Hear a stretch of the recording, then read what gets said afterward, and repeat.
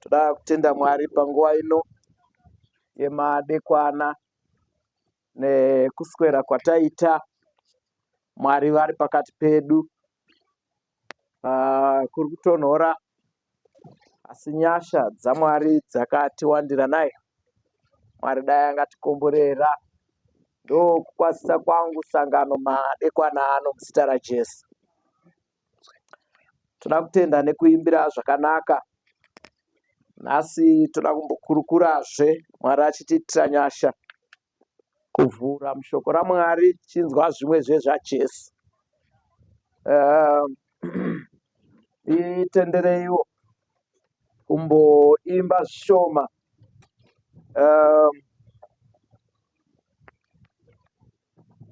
Titendereiwo kumboimba zvishoma kuyoko kwedu. Chandiregerera nekurudzokorora. Pane zvarunowanzondiita zvikuru kana ndaruimba namba 11. Namba 11. Ndokutewera mponesi kweseko ndinogara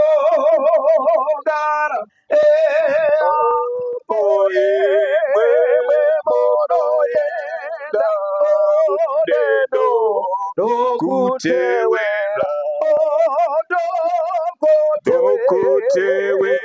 mponesi imwe makandifira kana wese wakoseya inindo okutewera kana shiro inoshata kana kusina shira moyenda pambere pangu inindo ndokutewera mponesi imwe makandifira kana wese wakoseya inindo ndokutewera kutenda onera mbozo zvemwe elendaizwa yemwezve makamboyedzwa inindo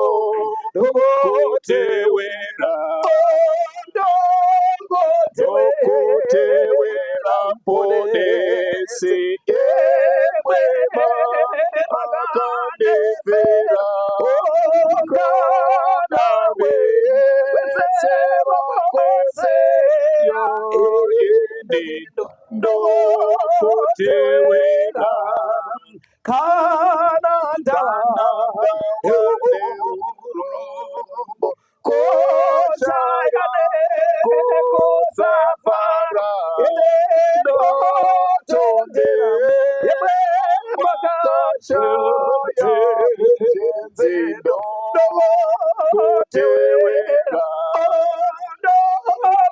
ndokutewera mponesi imwe makandifira kana wese wakoseya inindo ndokutewera kutendendona rufo mosatezve mabuya imwe makafa makamboyekwa ndechiri kutewera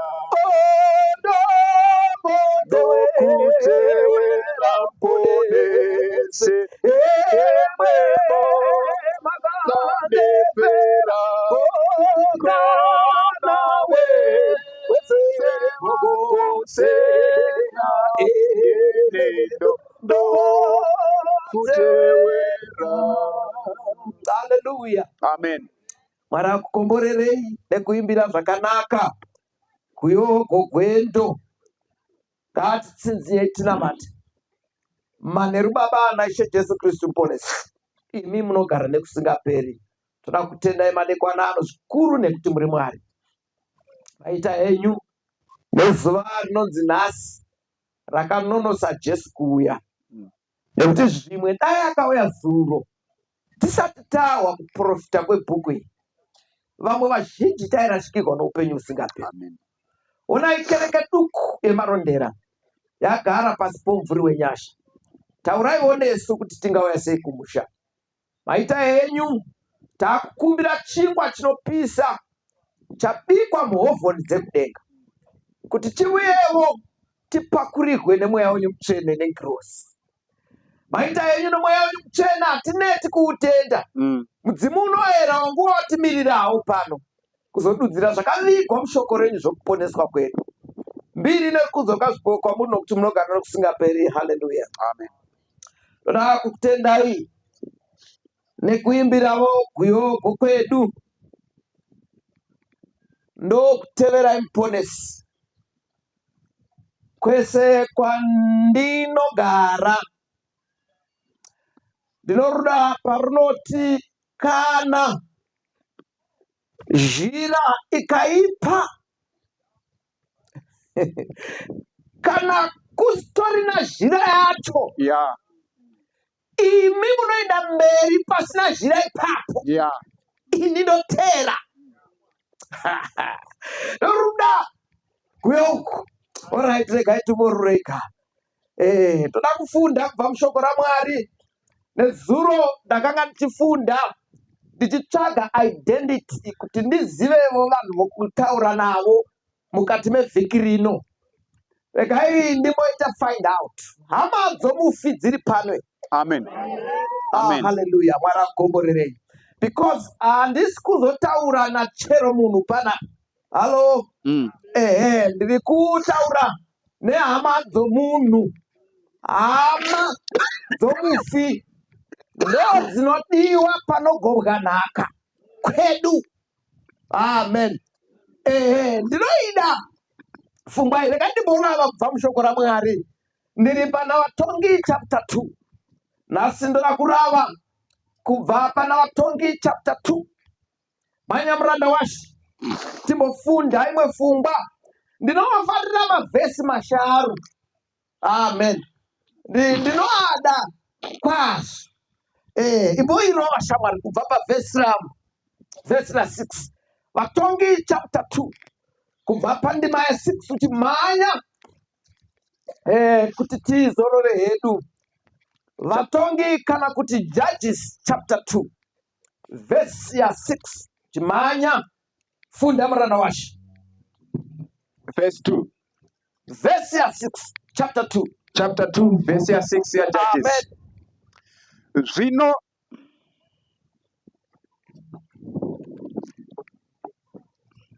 Vatongi chapter 2. Zvino Joshua wakati aendisa vanhu. Alright. Vana vaIsraeri vakaenda mumwe nomumwe kunhaka yake. Alright. Kuti vagare panyika yavo. Yes. Vanhu vakashumira Jehovha mazuva ose aJoshua namazuva ose avakuru vakanga vachiri vapenyu Joshua atofa. Amen.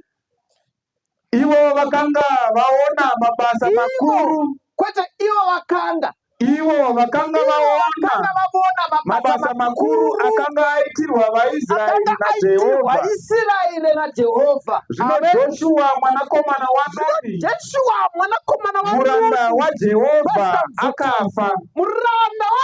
Ava namakore ane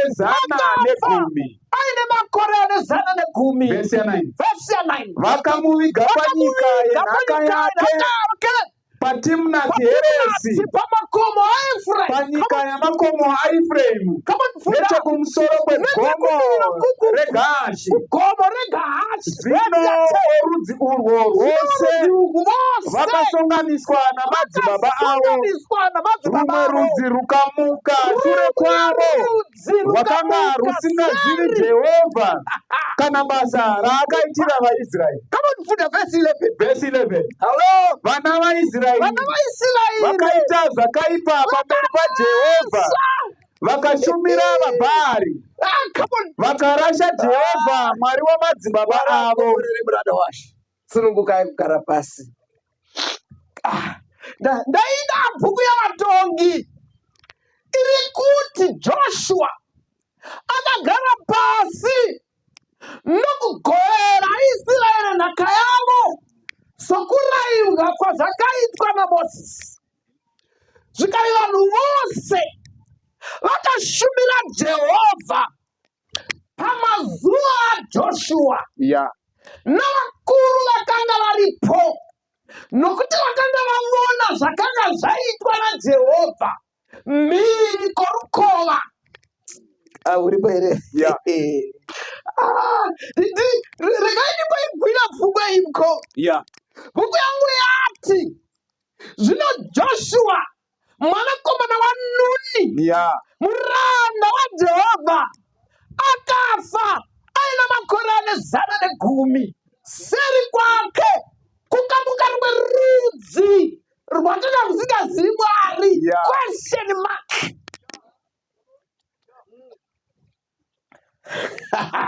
Utanenwa siya chigurwe ina pana Exodus chapter let's say chapter 1 verse ya 2. Funda varanda washe. Exodus chapter 1 verse ya 2. Roa, come on. Chapter 1 verse ya 2. Come on. Reuben na Simeon na Levi na Judah na Isakari na Zebulun na Benjamin na Dani. Come on, put the money away. Iwakani na Naftali. Ande Samira walwotonogwa Roa na Naftali. Roa na Gadi na Asheri. Zvino vanhu vose vakanga vabva muchiuno chaJakobho vakanga vari vanhu vana 70. Asi Josefa wakanga atova Ijipita. Zvino Josefa akafa navana vababa vake vose, navose vakanga vane zero navo. Vana vaIsraeri vakaberekana vakawanda kwazvo, vakava nesimba guru. Nyika yakanga izere navo. Verse 8. Zvino paIjipita pakamuka mumwe mambo mutsva wakanga asina kuziva Josefa. Iwaineni mhani mavhesi masharo aya. Bhuku yangu yati zvino Joshua mwanakomana waNuni wakafa, nobva pamuka rudzi rwakanga rusingazivi Jehovha. Hada kuiwisisa padeko. Nobva yoti zvino Josefa wakafa namadzikoma ake ose navose vavakanga varipo vakanga vachiziva chakavigwa seri kwepfungwa iyi. Zvikafa nobva pamuka Farao wakanga asingazivi Josefu. Ndiri kuvatoka ndofungadziri vaviri vakuwa tete. Muri pano here? Ndaita problem nestatement yeBhaibheri mai. Nobva ndaita mubvunzo, zvinogona here this side of heaven kuberekwa munhu asingazivi Jehovha? Beno mandiwa here? Alright, rekatibobvisa izvi. Right. Muri pano here? Kubereka munhu asingazivi Jehovha, asingazivi Mwari, zviriko here? Ndatsvaga inini, hamusi kundiwa. Iwaineni gore rinodzi chizve 25 ndizvo 2025. Ini ndogara kuHarare ndokwandogara mazuva ere. Ndiri kugwira pfungwa iyi madeko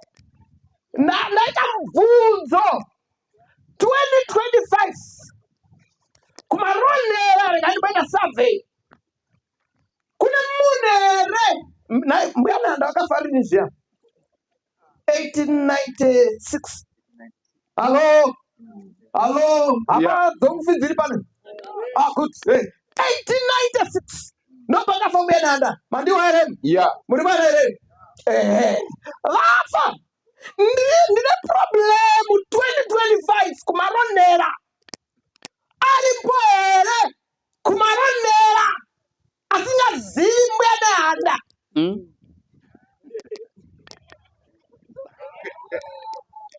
Ndiri kuita save. Madeko. Kalaripo. Ninoza munanga kwa izozvi. Kuti kumaronera. Kune munhu asinga zimbwe Benanda. Vasvika vakudzidzise gwara remusangano wakadzungaira. Yeah. Zvazvinoreva kwandiri mukoma. Kana munhu anoti 2025 handizimbwe Benanda. Hakuzi kuti havazivi. It's merely that he don't want to recognize it. Hamusundiwa. Inanetseka mukoma. Yeah. Na Faro 30 years later anobvunza kuti who is Joseph?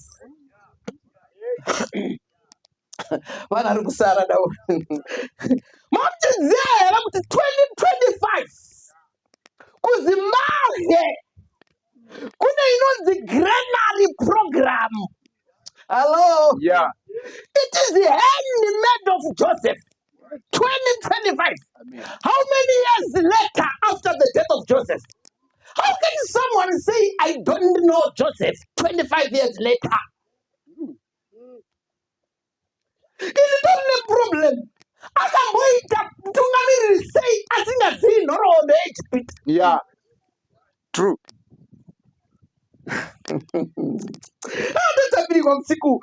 In fact, bhuku iri kuti pakamuka mambo Yeah. wakanga asingadi hake kurecognize Joseph. Hamupo. Ndagwira pfungwa mira mani. Pane here munhu asingazivi Mwari. Yeah. Anogona zava vamuziva. Zvazvinoreva kwandiri, they don't want to recognize. Iwe bani wefunda idabala chapter 2 yaSamuel. Manya 1 Samuel chapter 2. Ndimbo tapirikwa ndoga ini nemumwe one. Let's say you can sleep, no problem. Iwakan chapter 2 verse 12. Come on, funda. Samuel okutanga chapter 2. Ndima Verse 12. 12. Come on. Zvino vanakomana vaEri vakanga vari vanhu vakasoipa, havana kurangarira Jehovha. Vanga vasingarangariri Jehovha. Vavakaipa vana vaEri. Chapter 5. Funda chapter 5 Exodus. Manje sabatura kuita kunotonora. Exodus chapter 5. Funda verse 1 na 2 ndofunga inoita. Dumuratiwe. Ndimbo ogwira fungwa iyi. When Joshua died. Ndo pane nyaya yangu. When Joshua Died. ndo pane problem yangu. Come on, funda. Shure kwaizvozvo Moses naAroni vakaenda Moses na Aaron vakaenda pamberi pamambo vakati kuna Farao, vakati ndichiwa madeko. zvanzi naJehovha Mwari waIsraeri, Mwari waIsraeri, tendera vanhu vangu kuenda kuti vandiitire mutambo murenje. Farao akati, Jehovha ndiye aniko kuti nditeerere izwi rake? Varakomborere urata watekera pasi. Handiri kuwandoka.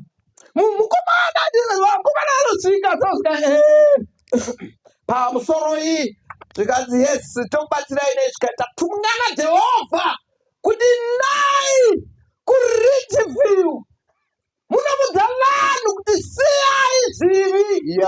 Hamupo. Inai munovataurira svika ivo vakati ndichiwa who is God that I Pharaoh. Pane zvamusiri kunzwa zvitaurwa naFaro.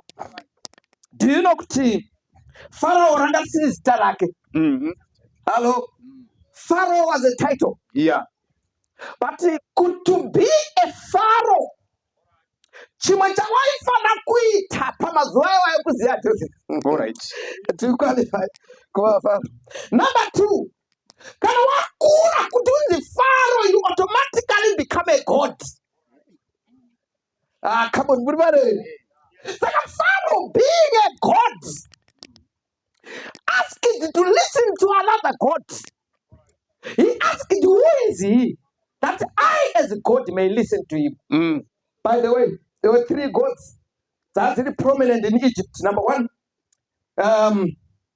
the sun, Zuai, Rainzi Ra.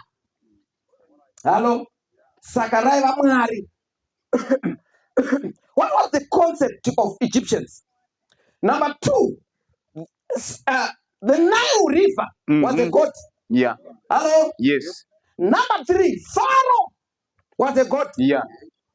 What was the concept behind? The sun was giving life to Egypt. And the Nile River was giving life to Egypt. Yeah. And the Pharaoh would also give you life. Or death. Saka Pharaoh anobvunza, Mwari ndianiko? Yeah, kuti ndimnamati. Kuti ndichinje zvandinoita nditevedzera. Yeah. So the lucky God. Pane zvatiri kuondoka. Mira, muri pano here hama yomufi iri pano. Amen. Ndikafuta zomufi ndoita problem yomufi iri pano here. Amen. Handina kuiwa. Alright, chire kai. Siyaone rekeronzwe. Enda pana sumuka chama na Mapisarema chapter 53 verse 1. Pane ya yandidenai. Mapisarema chapter 53 verse 1. Zvino Joshua mwanakomana waNuni muranda waMwari akafa. Sari kwake kukamuka rudzi rwakanga rusingazivi Jehovha. Come on, mulibere verse 1. Benzi rakati mumwoyo maro hakuna Mwari. Vira uzagara pasi. Vira ipapo. There was a generation that does not know God. Hello? Yes. A generation that does not know God. By the round of Barati. Idenzi rakati. Mumwamaro mwarakuna. Yeah. Ndina uikwa. Saka. Munhu anogona kuti Mwari hakuna idenzi. Unfortunately, mapenzi okwenu kwanobva. Haugoni kurudza kuti uri benzi mukawirirana. Matthew chapter 7. Matthew chapter 7. Rova chero paunoda. Kana kuti rega tingorerusa. Inda verse 21. Rova, come on. It's go. Verse 21. Verse 21. Avazi vose vanoti kwandiri ishe vachapinda muushe hwokudenga. In fact, dai wairova chibva pa16 tatapirwa bani. Verse 16. Iwa. Muchavaziva nezvibereko zvavo. Amira.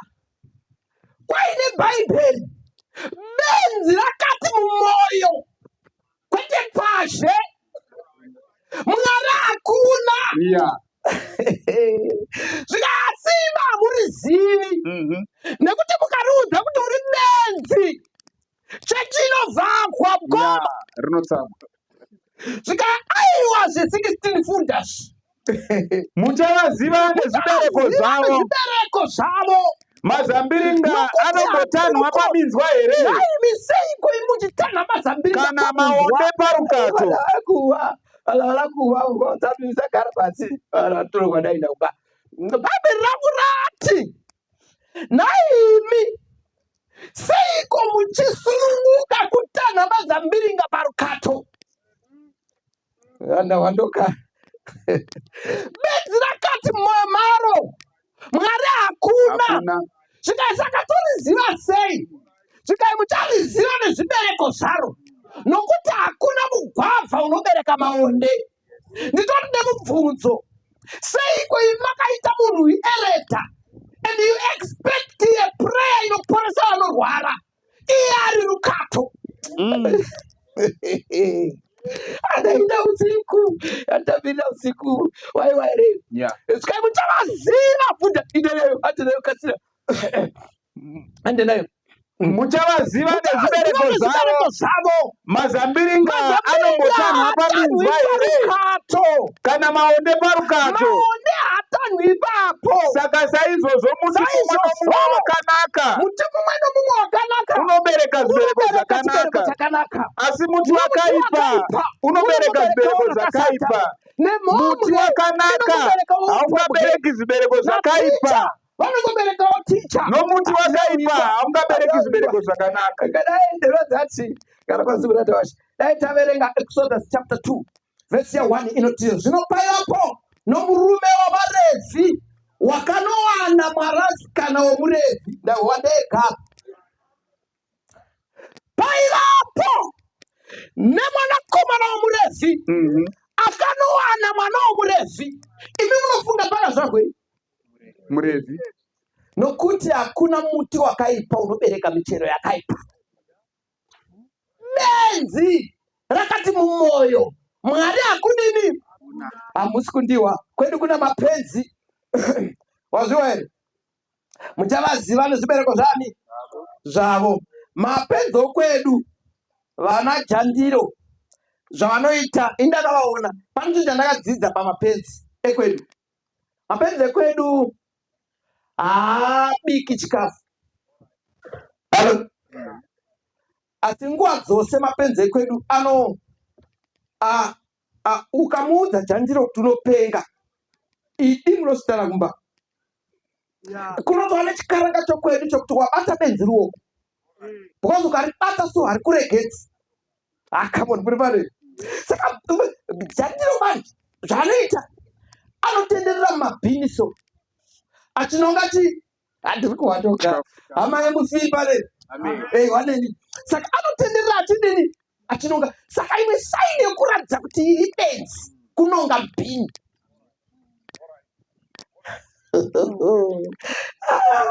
Wanasara mai muri pare.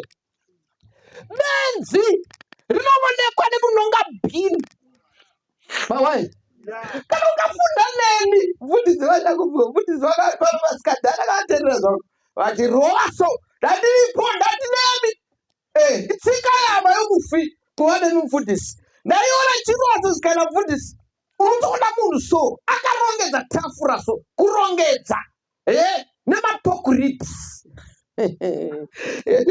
razati inini panakadzidza chapter 11 kana chapter 5 inoti iyo musadya nguruve ndizvoka. Ndobva ndadzidza pamusoro penguruve, ndobva ndadzidza nguruve inonzi scavenger nechirungu. Scavenger chinhu chinoita basa rokunonga svina tsvaira pano. Saka nguruve ibhini rakagadzirwa naMwari kukolekta svina yose. Kungoti makazodzivharira muchirugu, tsika yenguruve dzaifana kufamba pese panapa dzichinonga mapamba enyu, dzichinonga dzichiinda dzichidya. Do you know vanhu vanochengeta nguruve mfundisi vanoti nguruve inozvara kubva painoita mating. Halo, inoita 3 months, 3 days, 3 hours, 3 minutes, 3 seconds yoba. Saka inaibvunza kana munhu akutsvaga maseconds ekuzvanga chinhu chii chine chamboitika. When I took the analysis wakandiudza wakati you must have that record accurately because ikazvara usipo inodya vana vacho.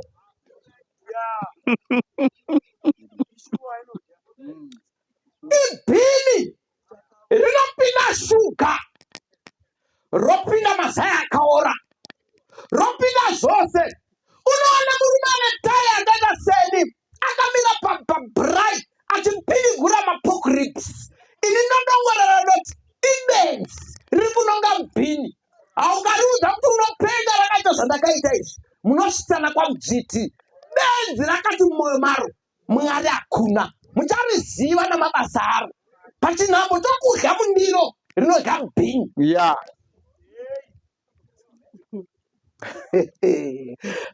Ndinoita pfungwa ndatapirika usiku. Benzi chimwe chandakala mupenzi wekwedu mufundisi. Benzi aritenge hembe. Come on. Saka benzi rakaita zvandakaita izvi, muri kuona. Saka vamatsika vanongoriona zvavo kuti benzi rohwisa urombo, votora rimwe bhurugwa ravo mai vasingaoni, vosvika voita kukandira kudayo. Saka ini pandopfeka bhurugwa rava matsika rinofanira kugara rakabata. Handiri kuwandoka. Rinofanira, saka itsika yebenzi kugara yakabata bhurugwa.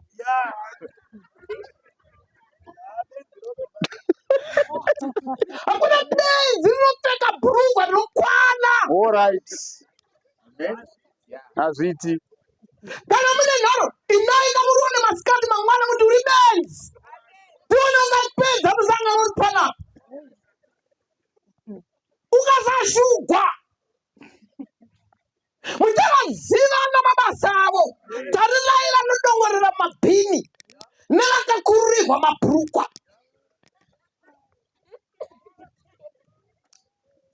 Ibenzi rakadero mumoyo zvikai imi muchariona pashe nezvibereko zvavo. Nekuti hakuna munhu akakwana brain anopfeka bhurugwa risingakwani. Ini torine mubvunzo. Leg out, goof out, back out, breast out. What is in? Not the problem. Benzi rakati mumoyo. Mwari hakuna rakataura mumoyo. Jeremiah unodaro ndichiwa. Moyo wakaipa pfuura zvose. Ndiani kongauziva? Hapana. When Joshua died, panomuka generation singazivi Mwari. Razati Jesu ndiweza anozoti atsamwira generation not verily verily I say unto you this generation shall not pass. Razati generation iyoyi ndoida when Joshua died there was a generation inoita madiro. Come on. Kana ukaibvunza inoti ndichiwa takazvarwa takangodaro hatirekeri kuita. Satani wakagadzira brain dzine nharo. A generation that does not know God. Uzunoda ndiri mubhazi mufundisi ndikakaa wakadziokazve tinongobaya baya hatiperi power. Havaperi power. A generation that does not know God. Hallelujah. Vazivi zvakaitwa naMwari. Une manyewa asina kutumidzwa ndiri kuona zvangu. God shall bring everything down to judgment. One day you will give an account. Nometseka nemunhu ini efaro. Ndinomo wakapinda sei kweiumpawe. Adaida fungwa. Ine pana Samuel vani manya tinde kumba. Samuel okutanga. Manya chapter 3 funda. When Joshua died, ndomusoro wedu wenyaya. Amaye mufiri pane. When Joshua died, there was a generation. Ndiri kutapirikwa. Ndiri kuneteka mukoma. Nemunhu anoti handizivi Mwari achitotaura. Mahwe achitobuda nei. Anowazhara asi achiti handizivi Mwari. When Joshua died, funda verse meno verse 1 kana 2. First Samuel chapter 3. Chapter 3 verse 1. Come on. Zvino mwana Samueri waibatira Jehovha pamberi paEri, asi shoko raJehovha rakanga richinzwika kashoma pamazuva iwayo. kure pamazuva iwayo. Jehovha wakanga asingaziratidzi pachena. When Joshua died, there was a generation Yeah. that did not know God. Yeah. Kana mazuva iwayo ivira mukaraiwi Kure. apana tikudiwa ipapa ndiri ngotaura ndega ipapa muri kundiwira kure zvokuti baba futa vadiri iwira Jehovha rakanga rawikwa kure so. Jehovha wakanga asingaziratidzi pachena. Asingaziratidzi. Zvino nenguva iyo mazuva iwaya Eri wakati avata pasi panzvimbo yake, meso ake zvino akanga oonera madzerere, meso aeri asingagoni kuona kwazvo. asikaoni kana madzimai atiko utapirikwa ndoga.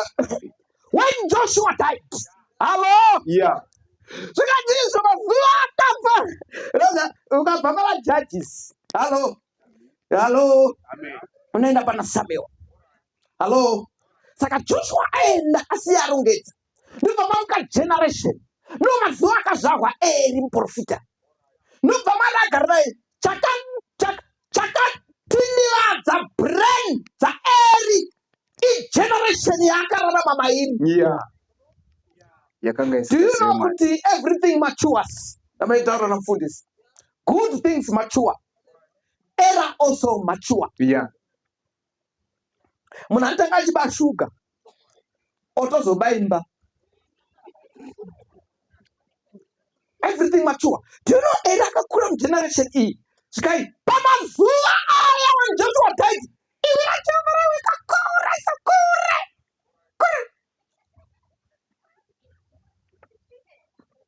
Musangano uno mufundisi kunopera kuti uno pasina zvawiko. Hakuna unzi mazuva iwayo Mwari asingatauri. Kwaibata atauri kuti vanhu vobvunza zvaangachimboti kudii.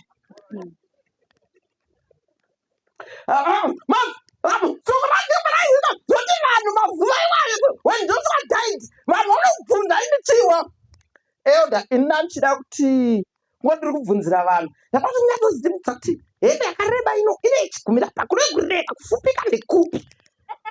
Munhu akaita O level asingazivi the difference between short and high iwira Jehovha rawikwa kure so.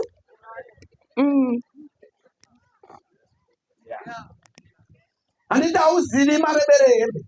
God must send you to school. Yes, someone must be sent to school. Bhaibheri rangu rinodaro vamwe pavhesi ya 2 takawaisa kuna Satani kuti varoge panyama vabvise kusamura Mwari. You must be sent to school. Zvaungaita 2025 hauzivi panoreba kusvika hembe. You must go to school. Rimwe zuva so nepukati nezvavanobvunza tinzwa mukongo hazi maoko angu here buku yangu inotadzipedza vakabvunza kumusha toita sei naye zikazi send him to school 7 years in school. Someone must be sent to school.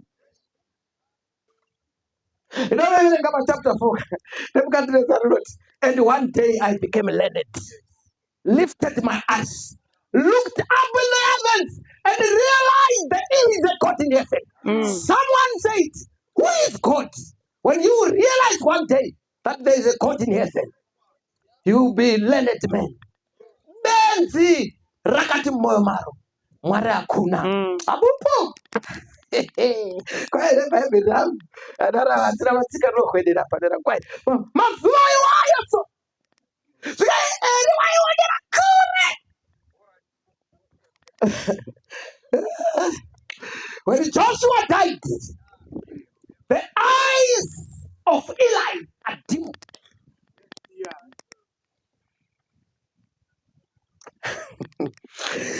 Mama zuva iwayo Bhaibheri rangu rati paiva nevana vaEri Hofni and Phinehas.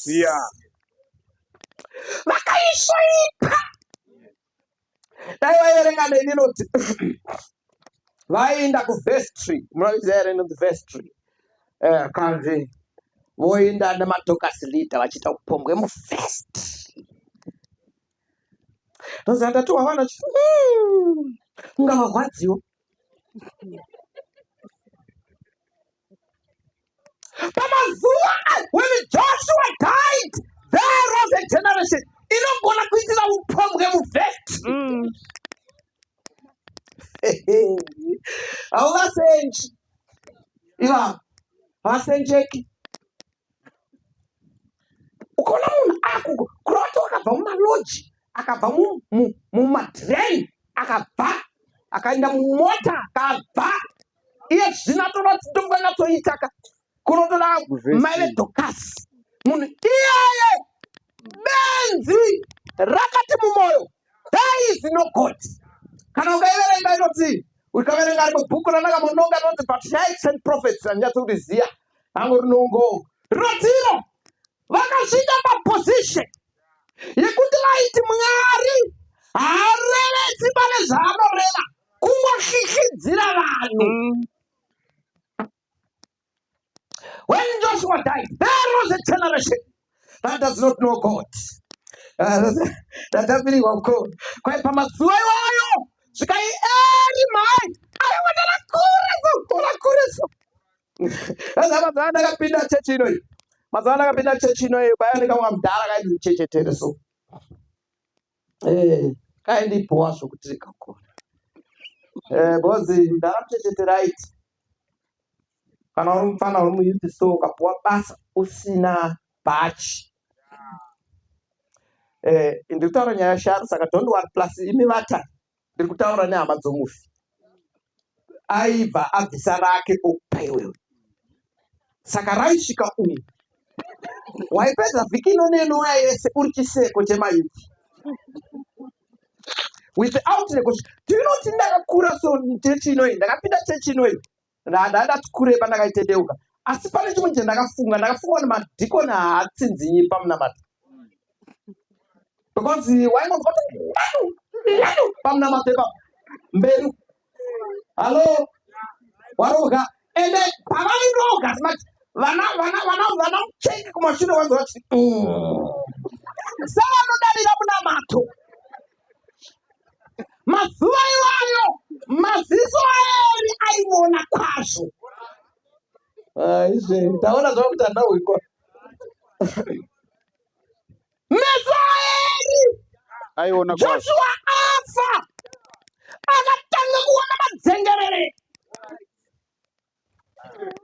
Handisi kuwikwa. Musi uno ndandiri pachechi pangu mukopo, pachechi pangu so Yes. ndobva kwai pane chidyo, unochiziva kwe chidyo, muviri wapenzi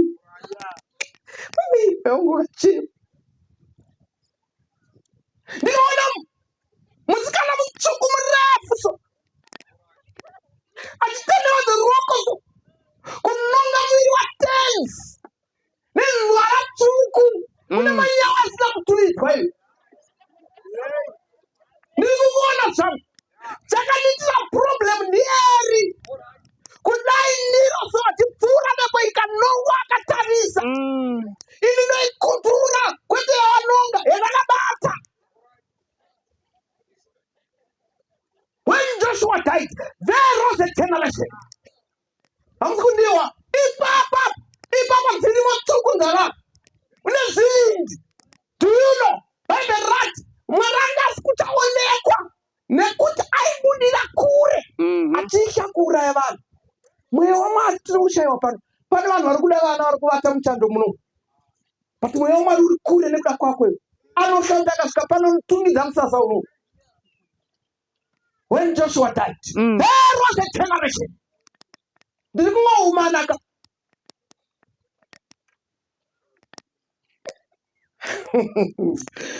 Come on, wakagangwa nemweya waJezebheli. Inonoverenga Bhaibheri zvinonzi ndakamuvenga kudarika madzimambo ese aIsraeri nemhaka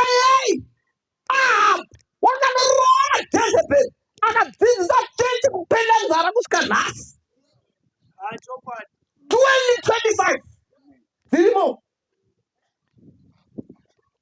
When Joshua died, there was a generation that does not know God. Zinobakamuka mambo akaziyazinjo andatapika usiku umete lekalikuingwila mfungwa iwe lekalikukaulila shamani. You must be sent to school. Yes. Samngani mwari handisine mazita ndanoverenga chapter 5 inoti vamwe vatu tinovaziva ni Hofini naPhinehasi ni Mushango naMuteke. Come on, iwaneni vanhu unozikanwa vakati mumoyo Mwari akuna. Verengai vandigare pasi indavana Ezekiel chapter 9 funda muranda washo. Come on, Ezekiel chapter 9. Hama dzomufidzi chiri pano. Amen. Hallelujah. God bless you. When Joshua died, verse 9. Ezekiel chapter 9, verse 9. Rosh Samira. Ezekiel chapter 9. Come on. Ipapo akati kwandiri nichiwa zvakaipa zveimba yaIsraeri naJudha zvakakura kwazvo. Mira, ndachida kuti ndikubetsere hama dzomunhu ndodze ndiri kutsvaga pana muri kwere. Regai ndikubetserei kuziya chimwe chinhu chamusingazivi ndechekuti bhaibheri harina kunyorerwa munhu wese. Halo, bhaibheri harina kunyorerwa munhu wese, harina kunyorerwa vakadzi, rakanyorerwa hama dzomufi. Ndiri kuhambega ipapo. Saka information iri kutaurwa iyi iwe usaita problem nayo. Handatawirirana nekuti painyorwa nemunhu waida baba naye uyu, makisi avakaita pasi pomusharo wanga usipo. Hama dzomufi. Halo, saka bhaibheri usanetseka kwaina mufundisi jiwa kwai vakadziita kuti shiboreti, vakati siboreti. Their problem yaiva yekuti vainyorerwa havazivo. Nosaka pamunonzi itai Saturday muchiti Sunday hamunzi hama dzomufi. Bhuku iyi yakanyorerwa hama dzomufi. Chiwa vakanyorerwa ndivana funda. Ipapo akanditora. Come on. Kwai ndobva ati kudini iwa kwai kudini. Ipapo akati kwandiri zvakaipa zveimba yaIsraeri naJudha zvakakura kwazvo. Saka bhaibheri rakanyorerwa Israeri naJudha. Hama dzani dzomufi. Funda. Nyika izere neropa neguta rizere nezvisakarurama nokuti vanoti vaJudha navaIsraeri vakantarisa vanoti Jehovha wakabva panyika, Jehovha haachavoni. Asi unofunga kuti dai Jehovha aiona une nzara dzangu muno nhasiwo we mubvunzo zvangu kwai Israeri naJudha inoti Jehovha wakabva panyika uye haachavoni. When Joshua died, there was a generation that does not know God. Noziya rekandiite munamadzo inondigwadza painoti kaiverenga chapter 5 inotiyo zvino shoko rakasvika kumuna Eri rikati Hofini naPhinehasi vafa. Zvikai uye murayiro waMwari hapachina. Halo, zvikai iye akati zvikai nokuwira pasi negotsi nobva afira ipapo hapasi popadora. Zvikai muroora akamudziwa mukadzi waHofini. Zvikai baba vakoro vafa. Svikai murume wako Hofinai na Phineas hapa, svikai mai wee, svikai neareka yaMwari haisisiri pakati pedu. Bhaibheri rangu rinoti, and she fell down. Ndobva vana vati, don't worry, wabereka mwana. Zvikanzi mwanai, zvikai mukomana, zvikai Ichabod. For the glory of God Yes, has departed. departed. Yeah. Bhaibheri rangu rinoti, when Joshua died, Ichabod, the glory of God departs. Do you know mazuva andakapinda chechi inoi mfundisi? Pano pandakamira paipisa, paidakabaka, papa singatsikwi nabhomu nadhiki apa, apa paya pasingakwirigana vose nanamai acho apa.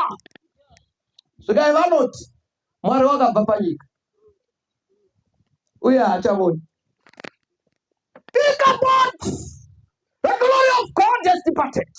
Apa paidakabaka waziva here we hai nyararai zvinhu ndikutaura nehama dzomufu.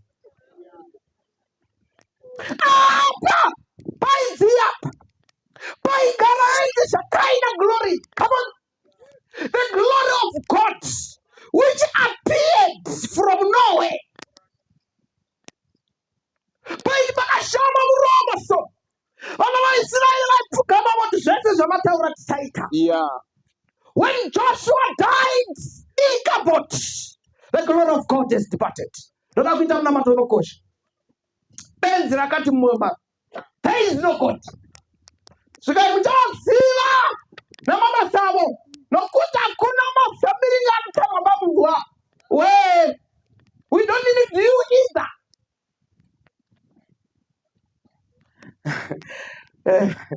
God does not use a crooked stick to draw a straight line. Ndoda kuita munamato unokosha. Hama dzomufi dziri pano here. Amen. When Joshua died, there was a generation. Kristu wati ndichinzwa, verily, verily I say unto you, zvirokwazvo not kwamuri ukurudzi haungapfuuri. Yes, hatichechetere musasa waIsraeri. Svikai ina unotaurira Israeri. Svikai yakati Israeri naJudha ndivo vari pakati pedu. Halo, kai vakati Mwari akabva panyika kare. Language yaukutaura izvozvino uri kutaura kuti a generation that does not know God. Kari kubetsere zvangu kuziva shamwari. God must send you to school. Hello. Ndoda kuita munamato unokosha. Hama dzomunhu dziri pano ngatisumuke tiite munamato unokosha. Angonangofumuka ndiri kugwira hama dzomufi. Mwari akomborere. God bless you. God bless you. Tiri kurarama mazuva akaipa. When Joshua has died, Bhaibheri rangu rinoti zvino Josefa akafa namadzikoma ake ose ivo vakanga vabva mhiri korokoro. Bhaibheri rati Joshua navose vakaona zvakaitwa naMwari zvikai vakashumira Jehovha mazuva iwayo. But seri kwekufa kwaJoshua mwanakomana waNuni, there was a generation that does not know God, that does not want to recognize God. Ndinogwira pfungwa shamwari, patinoburuka chikomo chino teGarirea musi wesvondo, usaburuka wakafanana nemunhu wokutanga. Shamwari, imbonunurawo madhikoni asanetseka newe. Sabvunza vanhu navanobvunza Mwari. Chapter 2 verse 15. 2 Timothy, study to show thyself approved of God. Dress to show thyself approved of God. Eat to show thyself approved of God. Hello. Amen. Ndoda kuita munamato unokosha madekwana ano nemhaka yenguva. Sangano raMwari riri pano. Ndinoda kuyoikonti rekai ngoimba stanza chete nekuti nguva yapera. inoti zvimwe zvaJesu mundipe inzwi rake mubhaibheri anotaurako kunene nenomote. Aiwa, rukuti zvimwe zvaJesu mundipe inzwi rake mubhaibheri, paanotaura panoti kuneni mutendekei, ndawandoga zvo anotaura kweniri indinoteerera. Chapter 62 verse 11. David unoti, when God speaks once, twice I hear. Zvimwe zvaJesu mundipe inzwi rake mubhaibheri anotaurako kunene nenomote.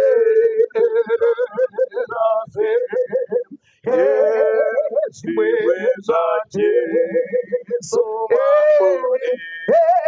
zvimwe zvaJesu zvimwe zvekuponesa naiye wakandifira.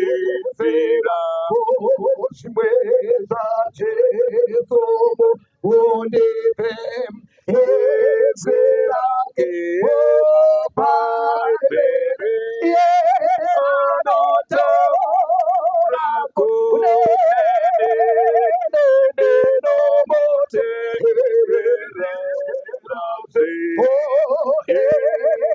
Zvimwe zvaJesu zvimwe zvaJesu zvimwe zvekuponeswa naiye wakandifira. Ngatinamate kuna baba vedu vakatendeka vanogara kumusoro kudenga. Toda kukutendai madekwana ano nekuti muri Mwari. Maita henyu neshoko rokuprofita rakasimba kwazvo, rinoti kana tikateerera tinoita zvakanaka. Onai kereke duku yamira pamberi pechigaro choushe. Onai hama dzomufi dzamira pachikomo cheGarirea. Tinokumbira mweya wenyu mutsvene, let thy spirit move, break us, melt us, mold us back. We are a generation that has forgotten what God has done beyond the river. Here we are. Takamumira yedu nje. Tinagarara imuzita raJesu. Kana matinagarara sikaiwo mamuchamatiri mukovandudza mweya wakanaka nokamhaka nokunzvenga zvisakarurama. Nonomatira babavo aiva kwete ivavo avo vakamira kundivira aiwa avo exactly vamira nemoyo wese vati pamazuva anamba madzenga mwanakomana waDhavhidha ndiwire ngoni varangarirei muzita raJesu. Ndiri kunamatira mayo aiwa kwete ivavozi aiwa exactly mayaralot nyika yatukwa nekuda kwedu. Vasumuka nemoyo wese vati ndiregererei. Kana mukasawaregerera nyika ikuwisisi. Ndiri kunamatira Jairi pamazuva majaya manzenga ramirane aiwa mananga asumuka zvokwadi pamazuva avakomana vanobvunza kuti who is God. Ari kuti Mwari ndiwire murongo. Ndinokwira musikana uyu mabva mananga paari chaipo mazuva atiri akaipa. We are living in the days akaipa. Musikana uyu ati Mwari mwanakomana waDhavhidha ndiwire ngoni. Onai kereke yaIsraeri naJudha iri kuti Mwari tisati vata usiku huno tirangarirei nekuti mazuva akaipa. tiri kutsvaka nyasha madekwana, mazuva egeneration inobvunza kuti who is God. Ivo vachitofema tichiona, vachimuka hope dzapera tichiona, vachivata pamibhedha yakagadzirwa nenyanga dzenzou tichiona, vanobvunza who is God. Kamupfekero kedu kane mubvunzo who is God. Kamuhiro kedu in like manner, kamufambiro kedu mwanakomana waDhavhidha tiwirengo. Amen. Maita enyu usiku hwanhasi nezuva rakanonosa Jesu kuuya, nekuti dai akauya zuro tisina kununurwa, vamwe tairatyirwa noupenyu husingaperi. Taakuparadzana kwete nekuti mapedza kutaura nesu, asi nemhaka yenguva. Tipewo kuvata kwakanaka usiku hwanhasi. Amen. Mugotimutsa pazuva ramangwana, mutidzosezve tiwe zvimwe zvezvaJesu zvokuponeswa kwedu. Ndokutendai nokuti muri Mwari anonzwa munamato, nazvino mabva kumunamata kwedu, nekuti takatarira yedu tariro inofadza yekuonekwa kwaMuponesi. Gare gare pamuchauya kuzotora vakaita kuda kwenyu tichienda kumusha. Maita yenyu muzita raJesu wakatifira pamuchinjikwa, tinamata nokutenda. Haleluya. Amen. Mwari akomborere kuverengwa kweshoko rake madekwana.